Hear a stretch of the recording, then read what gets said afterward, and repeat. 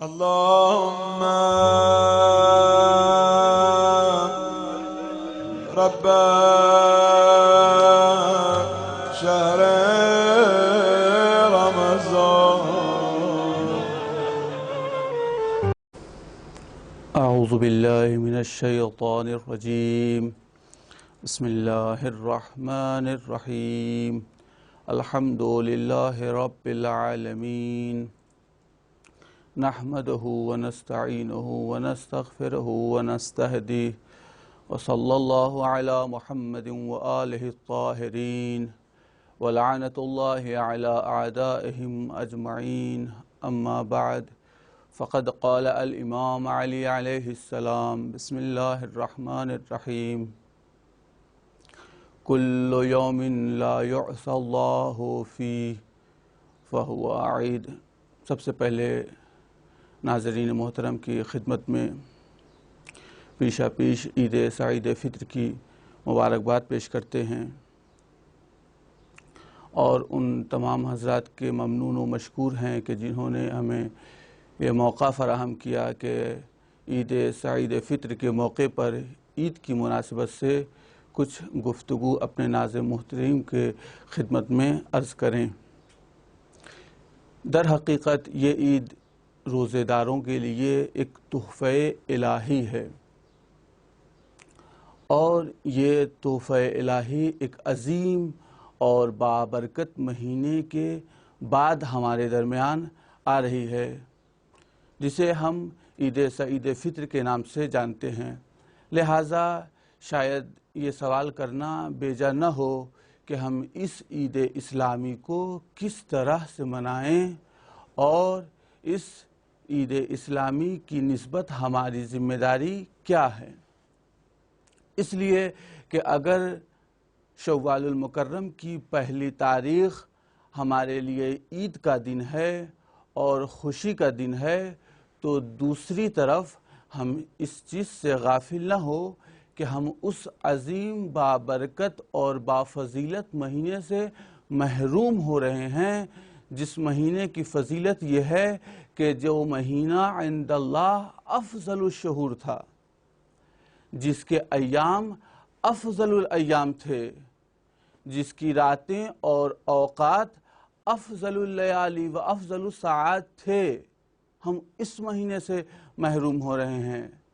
اور ان تمام چیزوں کے علاوہ جو فضیلت ہے، دعیتم فیہ الی ضیافت اللہ، دیکھیں ہم عید کے انتظار کی خوشی میں اتنا محو نہ ہوں کہ بھول جائیں کہ ہم اس مہینے سے محروم ہو رہے ہیں، دور ہو رہے ہیں، جس میں ہم اللہ کے مہمان تھے۔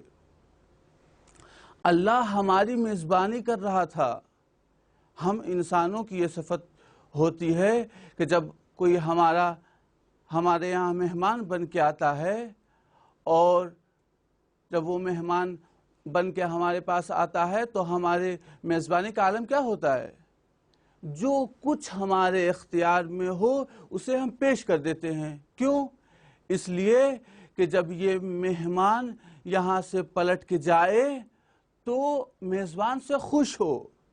لہٰذا اللہ تبارک و تعالیٰ کے لیے ملتا ہے کہ اللہ تبارک و تعالیٰ یغفر فی کل لیلۃ ل70 الفا، اللہ تبارک و تعالیٰ اس ماہ مبارک رمضان میں اپنی میزبانی میں ہر رات اپنے 70,000 گناہ کار مہمانوں کو معاف کر رہا تھا۔ اور یہی نہیں، معاف کر رہا تھا، اس کے بعد ہم کو یہ دعا کرنا چاہیے کہ اے میرے پروردگار، اے میرے پالنے والے، اعوذ بک ان یطلع فجر هذه اللیلہ الا قد غفرت لی۔ صادق آل محمد امام صادق علیہ السلام فرماتے ہیں کہ دیکھیے اے میرے شیعوں، اے میرے چاہنے والوں، تمہاری عید حقیقی عید اسی وقت ہوگی، عید تبھی حقیقی ہوگی جب تم پروردگار کی بارگاہ میں اس طریقے سے دعا کرو۔ کیسے؟ وہ فرماتے ہیں کہ اس طریقے سے دعا کرو کہ اے میرے پروردگار، اے میرے اللہ، ہمارے لیے عید کے دن کے سورج کو طلوع نہ کرنا۔ کب تک؟ اس وقت تک الا قد غفرت لی، جب تک تو ہمیں معاف نہ کر دے، جب تک ہماری بخشش نہ کر دے، ہمارے گناہوں کو بخش نہ دے۔ لہٰذا اس طریقے سے ہمیں عید منانا چاہیے۔